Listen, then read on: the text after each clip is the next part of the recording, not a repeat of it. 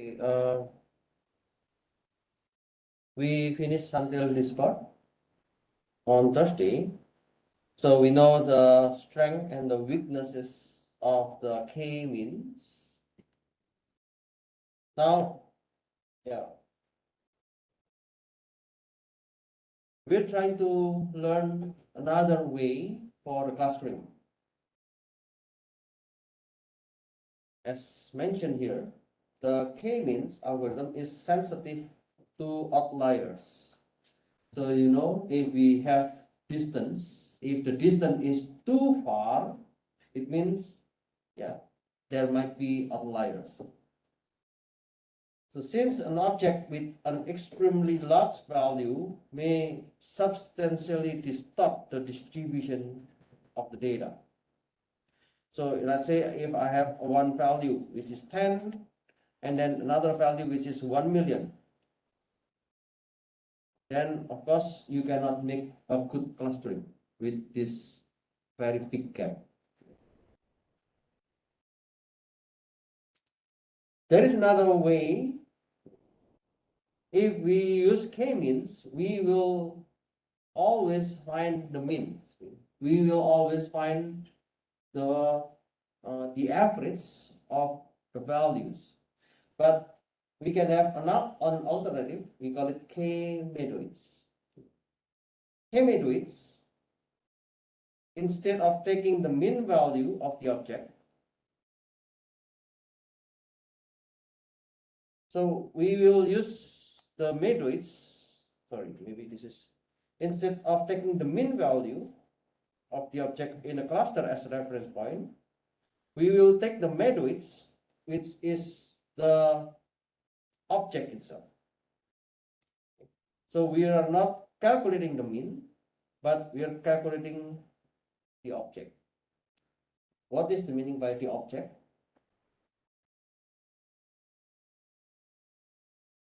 So if you are doing the mean, the k-means, then you will try to find some kind of centroid. So the centroid is like the average from all the objects. But if we use Medoid, then it means we are going to use this object. And this object will be we call it Medoids.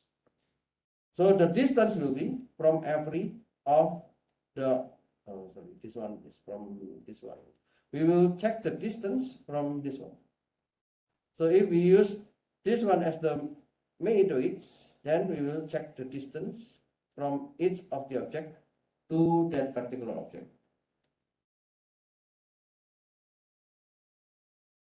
So if we have the example like this one, if you still remember,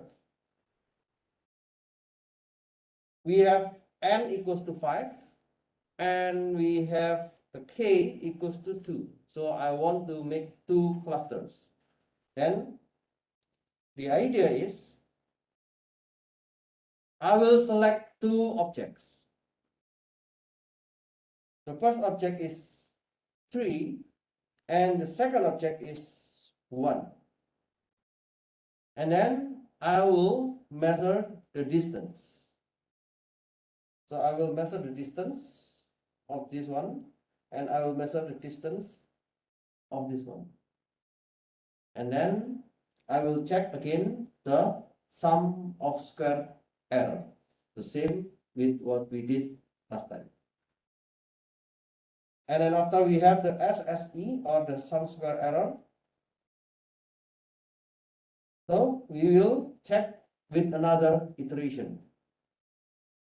The other iteration means, we will check if the object or the Medoid is 4 and the other Medoid is 2. And then we will check again if the Medoid now the first in the cluster 1 is 5 and then cluster 2 is 2. And so on. So we will check every alternative that will give the best SSE or the lowest error. So it will iterate until we reach the minimum distance from a Medoid in a particular case. So you know already how to calculate the error, and this is the animation that you can see. So we call this algorithm is PUM. PUM is the partitional around Medoids. It is a typical K-Medoid algorithm, or this is the first Medoid algorithm. So the Medoid, as you know, we have the object. We have 1, 2, 3, 4, 5, 6, 7, 8, 9, 10. Then if we want to make, let's say, k equals to 2, then we will select this object, and we think that this object will be the Medoids of this cluster, and we select this object, and we think that this Medoid will be in this cluster. So we will check for every of the possibility. So after we get the measures, we can go to the next, object until we get the lowest error. So this is the iteration.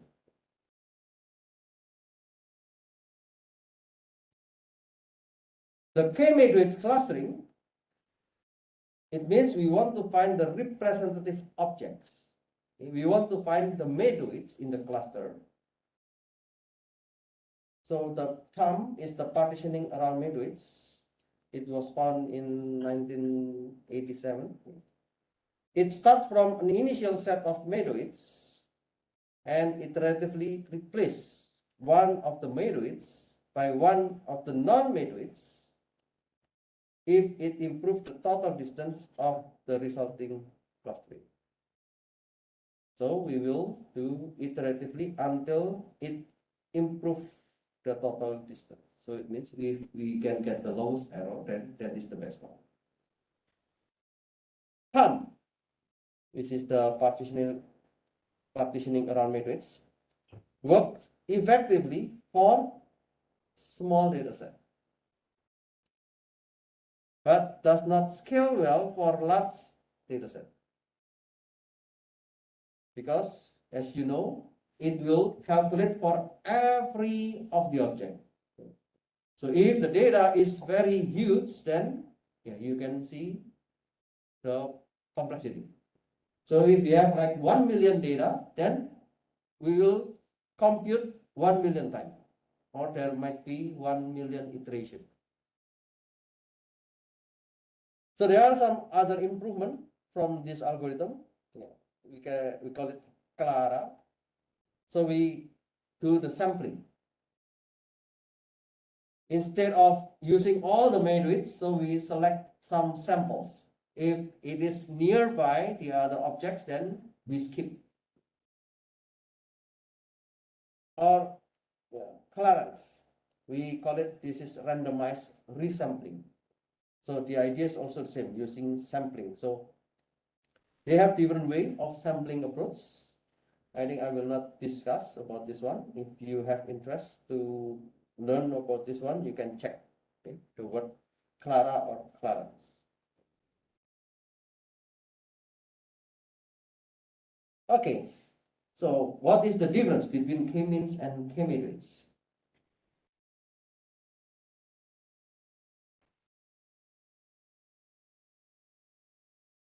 K-means,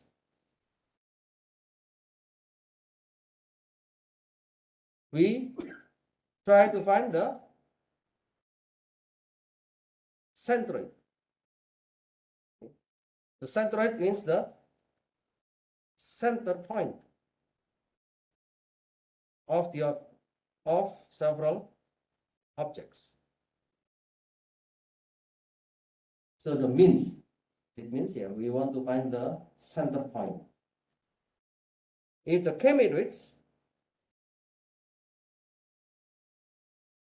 we try to find the representative object as the cluster point.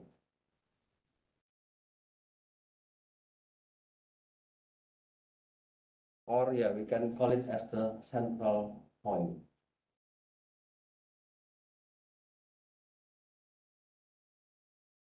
What is the weakness of K-means?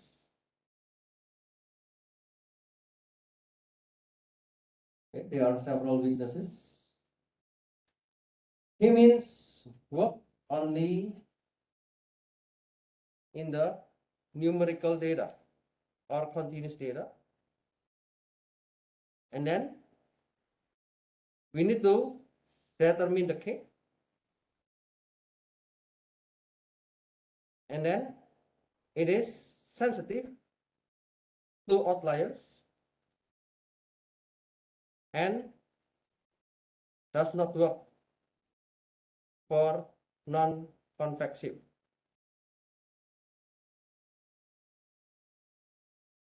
Okay, so this is what we learned last time. What about the K-Medoids? Basically, they are similar. Okay.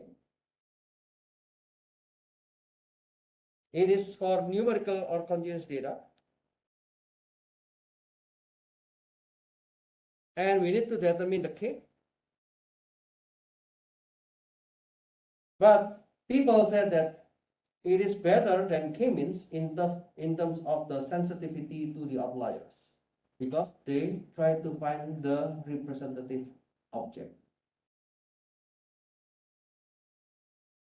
And somehow it works for the non-convex shapes, but it does not really non-convex.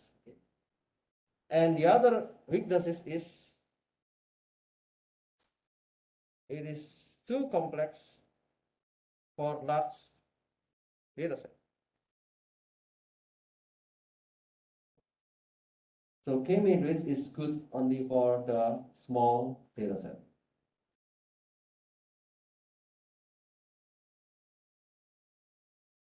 Okay.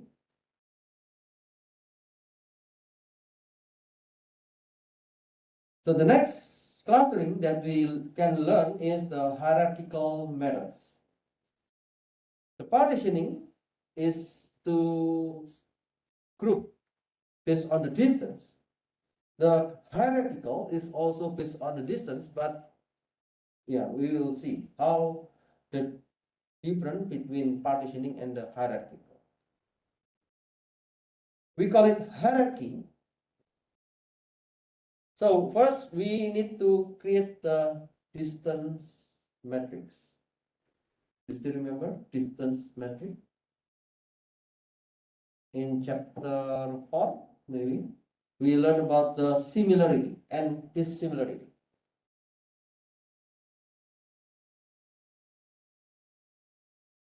And we learned about the distance with the Minkowski distance. Okay. And when we use the Minkowski distance, we can have the distance matrix. So this method does not require the number cluster of K. So if we use the partitioning, we need to define K. So how many groups that you want to create? Let's say I have 2, or I have 3, or I have 4. We don't know. But this hierarchical clustering, we don't need the K. But we need a termination condition. So how will you terminate the iteration? There are 2 methods. We call it AGNES. AGNES means the agglomerative hierarchical clustering. And the other is divisive or diana. If it is the agglomerative, it means we start from the low level, or we start from the data. This is the data A, B, C, D, E. And then we can group. Suppose we group A and B. And then here we suppose group G and E. Here we think that it is similar. So we group C, D, and E, and then at the end we group A, B, C, D. So if the step is from the raw data, then we call it this is agglomerative, or there's one function we call it AGNES. But if we have the data from the set of the data, this is the set of the data, and then we divide. If we divide it, then we call it divisive. So we check what is the distance. Okay, I know that there is some distance, so we call this is the highest distance. Then we can split. And then we will check the distance again, and then we can split. And then we check the distance again, and then we split. So if the step is from the whole data into the individual data, then we call this is division.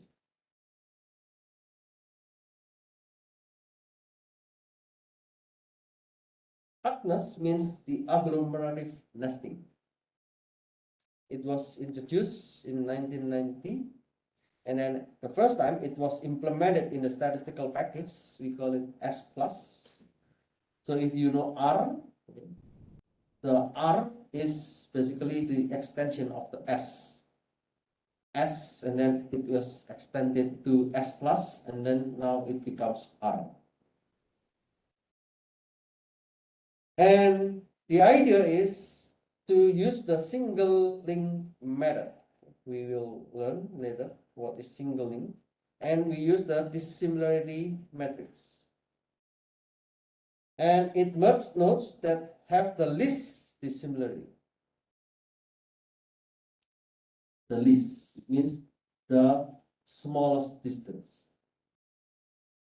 And then it go on in the non-descending fashion. Non-descending. So it is like the opposite of the ascending.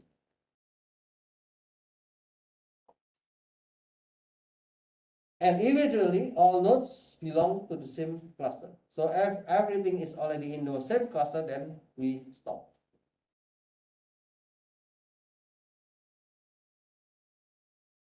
We will check the result.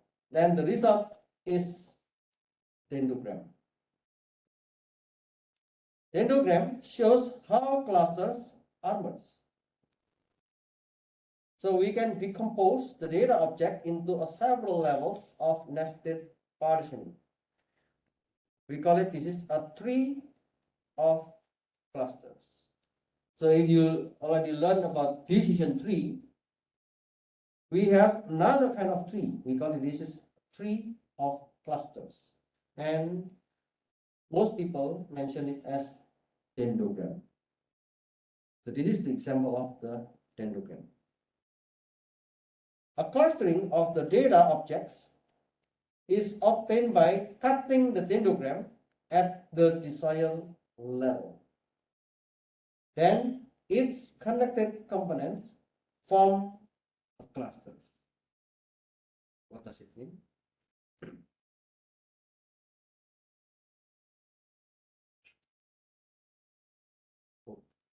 If you see from this one, we can say that we have 1, 2, 3, 4, 5, 6, 7, 8, 9. We have 9 data. And then based on the similarity, they are similar, so we can group it. So this also similar with these two objects, so we can group it. And so on. So this is similar, so we can group it. This is more similar, so we can group this one. It is more similar, we can group this one. It is more similar with this object, we group this one. And then because it is similar to this group, then it is like this one group. Then yeah, we can create the hierarchy, something like this.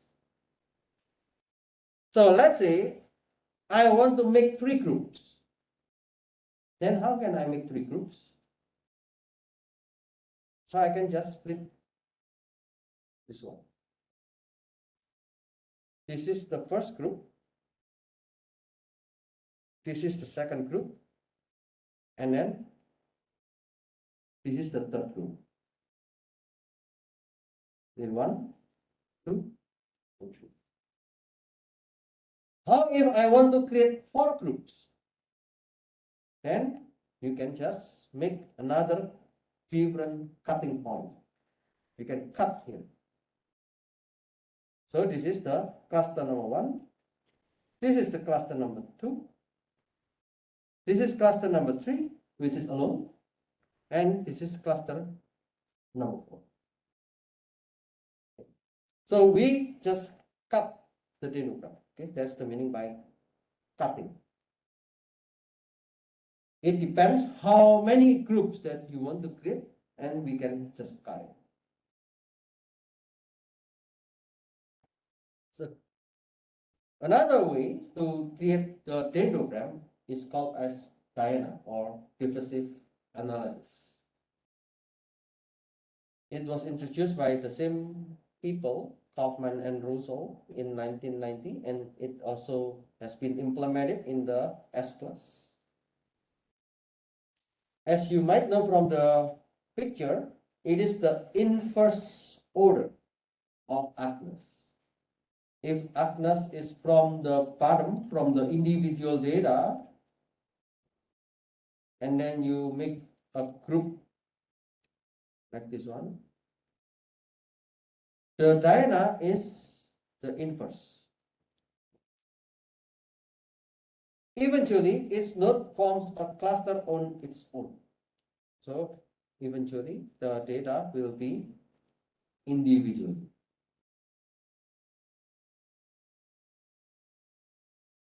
There will be some ways to measure the distance between the clusters.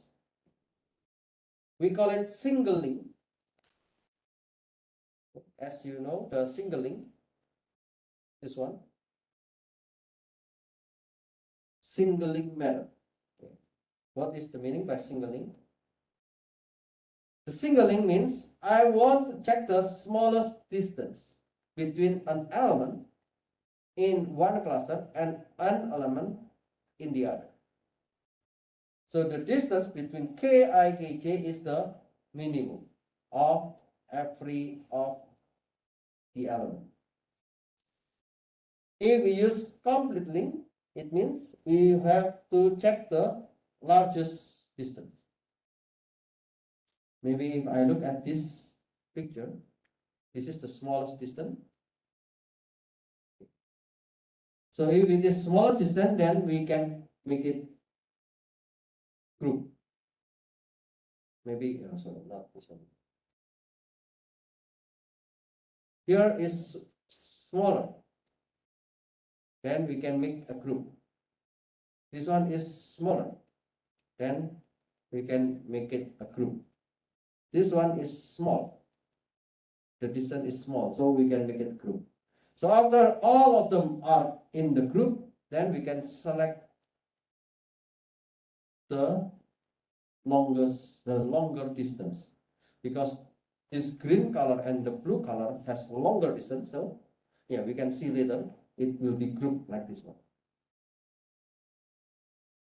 There is another way to measure, we call it average.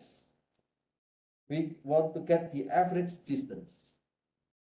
So if it is single link, we can check the minimum. If it is complete link, we can check the maximum. If it is average, we want to check the average.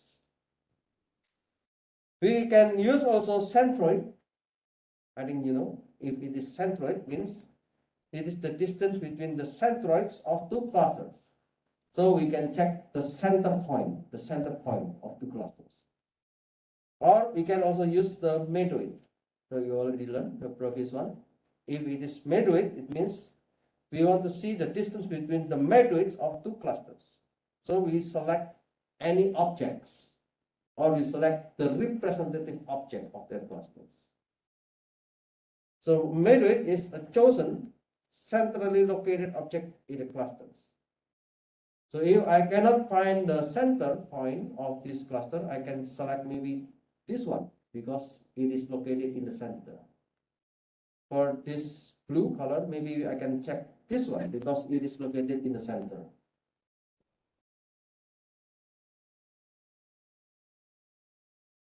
Okay, so that's the theory. Now let's see how we can do to create this dendrogram. As you know, this simple example, we have the 5 objects, okay, 1, 2, 3, 4, 5, and we have 2 dimensions. And we can make the distance.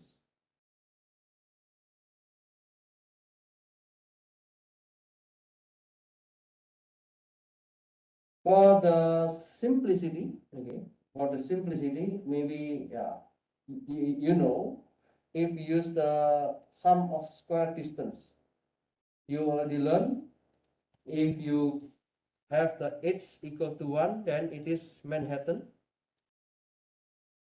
If you have h equal to 2, then it is Euclidean. If you have the h equal to infinite, it is supremum. Okay. So I just want to make it simple with the sum of square distance. In the Euclidean, you still remember Euclidean? You need to make root, and then x1 minus the x2 square. Maybe I can say this is I and j, and then you will do the sigma. So you will sum all of the distance.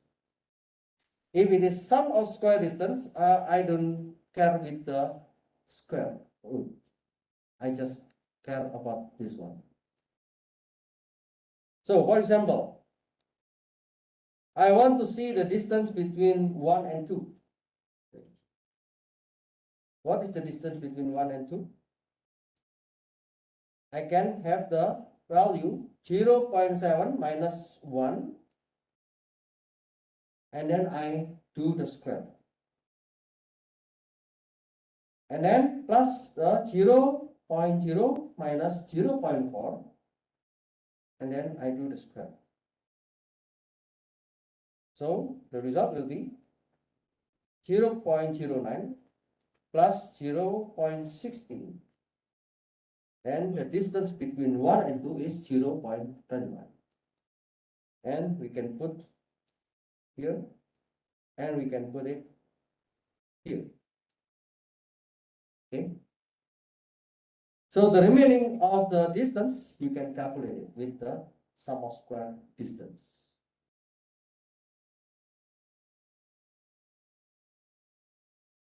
Now let's suppose I have another matrix, okay? Because if we use this metric, because the number is not that good for our example, so let me change into this distance matrix. So in this case, I have 6 objects. Okay? 1, 2, 3, 4, 5, 6. And then I have the distance from 1 to 2, which is 4. I have the distance from 1 to 3, which is 30. 1 to 4, which is 24. 1 to 5, which is 12. 1 to 6, which is 8. Why this is empty? Because the distance, they are the same. Okay. This is 4, and then this is 13, and so on. So we just have one triangle. Now we want to use single link. Just to remember what single link. We want to check the minimum. So select the minimum distance and group it together. So what is the minimum distance? So if you look on those numbers, 4, 13, 24, 12, 8, 10, 22, 11, 10, 7, 3. Okay, 3 is the minimum. 9, 6, 18, and 8.5. Then we will select this one. This is the minimum. Okay, the minimum distance is between 3 and 5. Then we will group them. So I'm going to group the 3 and 5. I'm going to group the 3 and 5. I'm going to group it 3 and 5. Now, what is the new measure? I need to create a new distance matrix.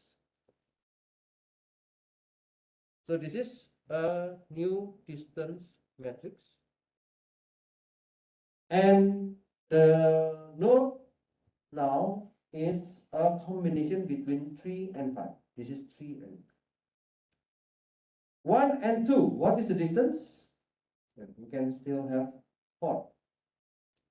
But what is the distance between 1 and 3, 5? Because we use singling, then we would like to check the minimum distance.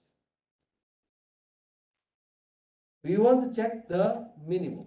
What is the minimum?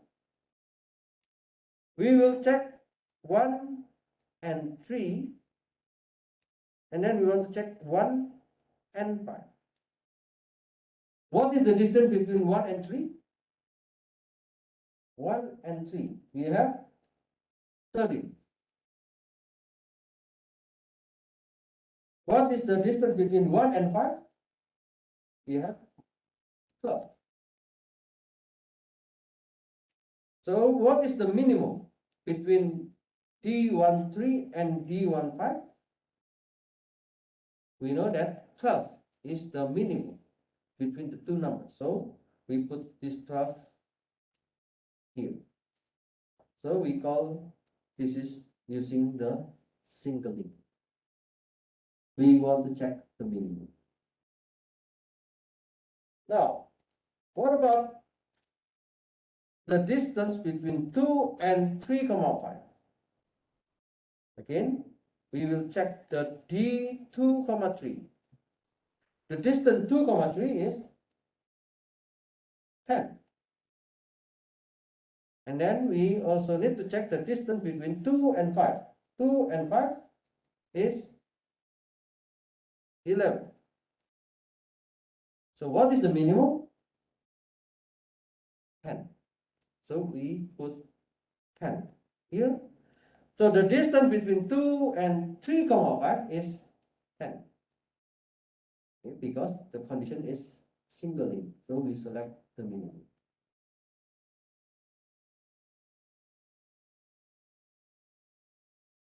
Oh, I think I missed this one. This one should be 6, 3 and 6, 5. So let's see. 6, 3. What is the distance between 6 and 3? 6 and 3. So the distance is the same with the 3 and 6. Okay. The distance is 9. What about 6 and 5? 6 and 5. That's empty. So it's the same with the 5 and 6. It is 8.1. So the minimum is 8.5. We put this 8.5 here. Okay. Then the distance between 3, 5 and 6 is 8.5. Okay. The same with this one, D for 3, 5. Okay. D for 3 is 7, and 3 for 5 is 6. So the minimum is 6. After we have this new distance matrix, then we will check again. What is the minimum distance? The minimum distance is now 4.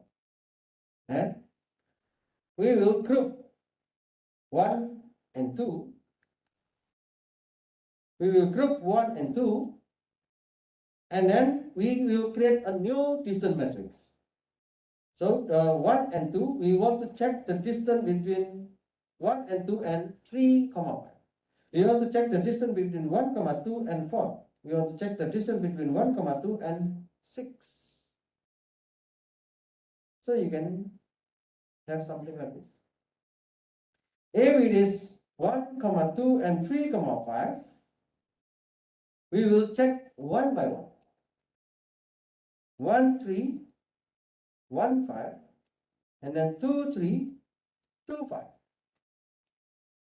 And then you need to check the minimum. So the minimum is 1, 3. You need to check from this one. 1, 3 is 13. And then 2, 3 is 10. 1, 5. 1, 5 is 12. And then 3, 5. 2, 5. 2, 5 is 11. Then, we need to check what is the minimum. 2, 3 is 10, 2, 5 is 11, and then 1, 3 is 13, and 1, 5 is 12. So the minimum is 10.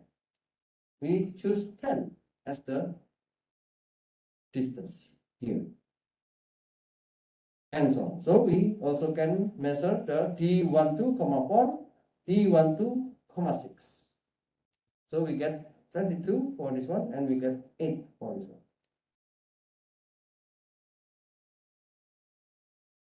Next, we need to check again the minimum. What is the minimum among those distance? This is the most minimum. Then we group 3, 5 and 4. So we have 1, 2, and then 3, 4, 5 as one group. Again, we will check based on the minimum. Okay. So you can check again. And after we get the minimum, we can get this distance matrix. So we can check again. What is the minimum? 8 is the minimum. Then we will group 1, 2, and 6. We will group 1, 2, and 6, and then we will group 3, 4, and 5. The last part, we have the minimum is 8.5. Then at the end, we can make the dendrogram.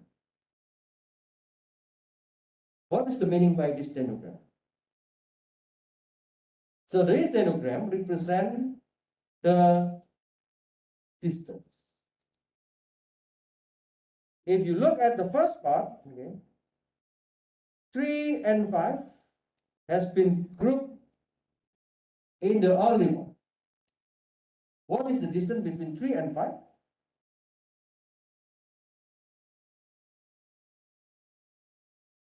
The distance between 3 and 5 is 3. Okay. Therefore, you will see that this is 3 because the distance is 3. It is to know that 3 and 5 has a distance of 3. And then what about 1 and 2?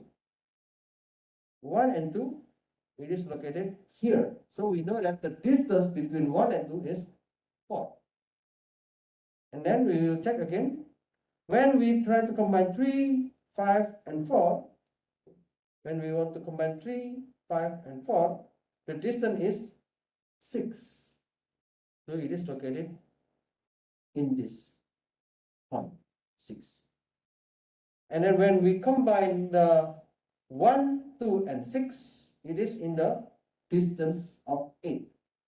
1, 2, and 6, it is in the distance of 8. And then when we want to group all of them, 1, 2, 6, and 3, 4, 5, the distance is 8.1. So we have the last part is this one. Okay. Then question is, how can we cut this dendrogram if we want to make 3 groups?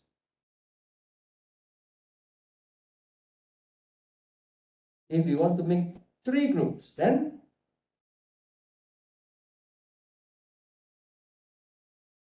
we can cut here. Okay. So maybe we can say, yeah, I can just cut in the distance equal to 7. That's okay. Or I want to cut in the distance of 6.5. Yeah, that's also fine. Because I can see that we have 1 and 2, it is in one group. 6, it will be in the one group. And then 3, 4, 5, it will be in the one group. So there will be 3 groups if we cut in this point. Okay.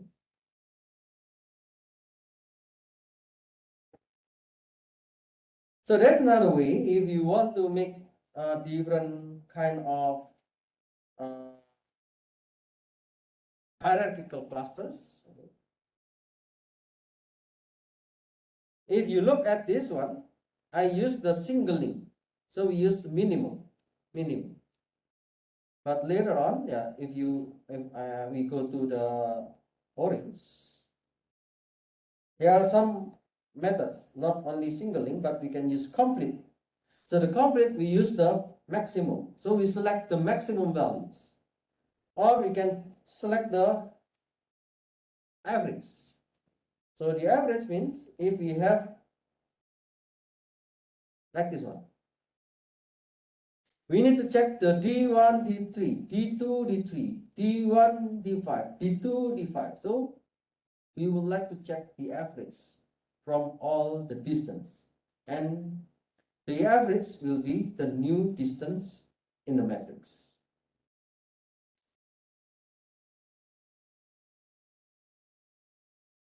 Another way to do this distance matrix is to use like the centroid.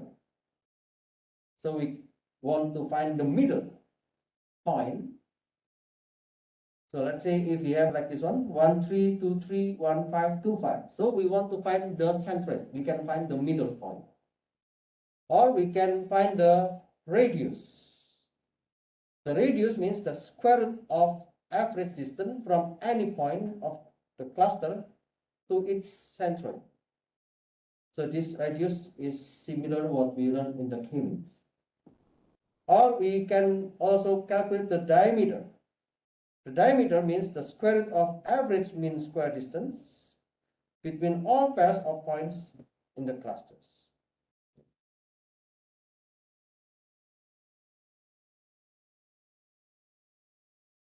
So the hierarchical clustering, the major weakness is, we can never undo what was done previously.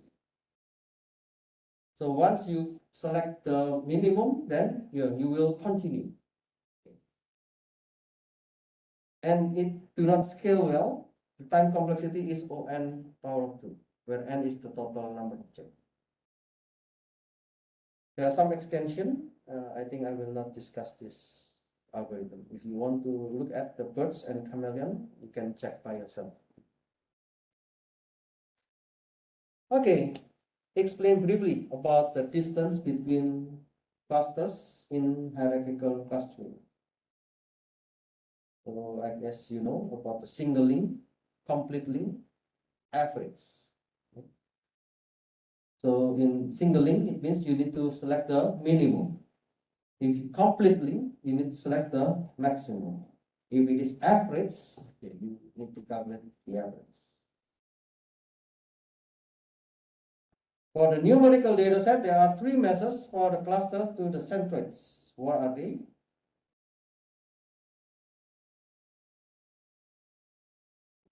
We can use these measures for the numerical data set as the performance measure of the clusters. We can use the centroid, or we can use the radius, or we can use the diameter. Okay. So the remaining is the orange. I think I will discuss it on Thursday. And on Thursday, I will give you the learning check again. Okay, please review the clustering section and also the things that we will learn on Thursday. It will be also in the learning check on Thursday.